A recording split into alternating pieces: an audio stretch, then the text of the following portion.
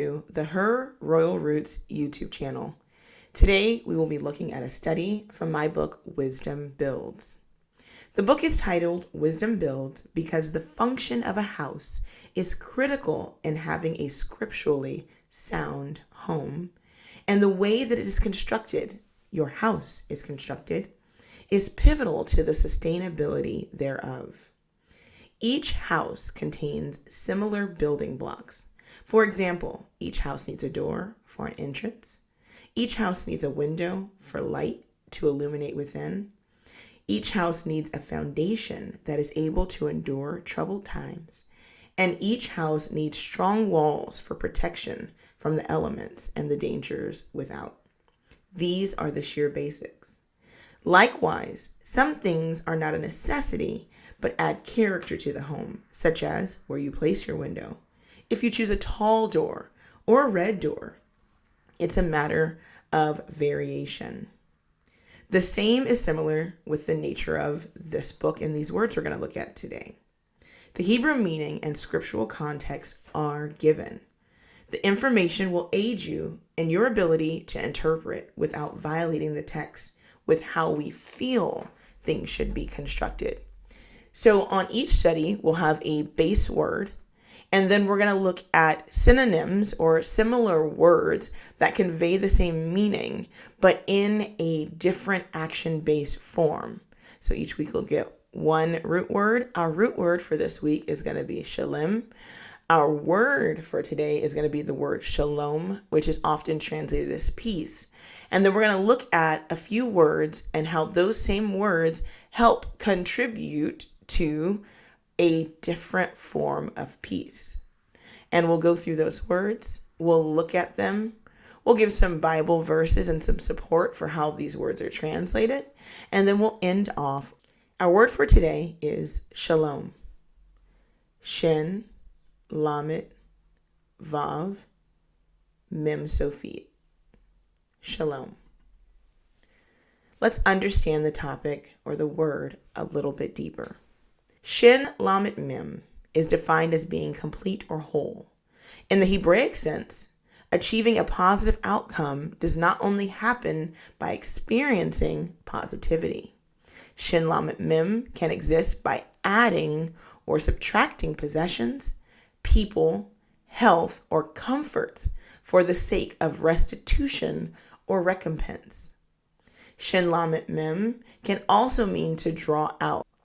When Yah decides to draw out, it is always to restore something back to its proper position or place. The Father often draws out or quiets one's surroundings to minister to the heart of an individual for an intended purpose. The second word, or the second root word that we're using today to express peace is the root word dalet mem mem. Dalet mem mem is the Hebrew word for blood. The literal translation means to refrain from speech, action, quieting, and repression. The reason these words are used to define blood in an action form is because when a person or an animal sheds blood, he, she, it is then silenced, which also gives us this word for peace. The next root word is dalet mem he. Dalet mem he means to move in a balanced way. This word symbolizes the same connotation and relation to blood. Blood moves in a balanced way in the universe. When blood is shed or when life is silenced, it is then given back to the ground. And there must be either restitution paid for the life, or it must naturally return to the ground, producing peace, rest, and balance. This is called the circle of life. Here are a few supporting verses. Genesis 15:16 says, "But in the fourth generation they shall come hither again, for the iniquity of the Amorites is not yet full." Here we see bolded the Hebrew root, shin lamet mem, it means that it has not come to completion. So we also understand that shalom, or peace, deals with the completion of something. Psalm 31:17 says, "Let me not be ashamed, O Yah, for I have called upon thee. Let the wicked be ashamed, and let them be silent in the grave." This is another word for that balance or peace. The writer is calling for the balance to be achieved through shutting them up in death. Last, we have Leviticus 10:3. Then Moses said to Aaron, "This is it that Yahuwah has spoken, saying, I will be sanctified in them that come nigh me, and before all the people I will be glorified." And Aaron held his peace. This passage actually brings everything all together. It deals with that delicate balance of peace, no pun intended, and how everything that is done is brought together to achieve the ultimate expression of shalom. Jeremiah 29:11-14.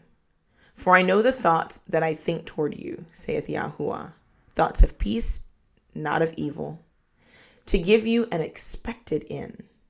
Then shall you call upon me, and ye shall go and pray unto me, and I will hearken unto you. And you shall seek me and find me when you shall search for me with all your heart. And I will be found of you, saith Yahuwah, and I will turn away your captivity, and I will gather you from all the nations and from all the places whither I have driven you, saith Yahuwah, and I will bring you again to a place where I've caused you to be carried away captive." In here, we see the thoughts of peace and how these thoughts of peace all deal with this idea of restitution, all deal with this idea of bringing back the captivity and causing things to move back in a balanced way. And it also means to shut up or quiet the crying out of the nation, but also to shut up and quiet the enemy that is preventing the nation from walking free. I hope that helped you all. I hope looking at shalom in a different light has been a positive experience. Again, the book we use today is Wisdom Builds. You can get the book, which is a compilation of words, definitions, and roots in their ancient Hebrew context, from Amazon. If you've enjoyed what you saw today, make sure to like, share, and subscribe. And also check us out on Patreon, Instagram, and our website, www.herroyalroots.com. Shalom.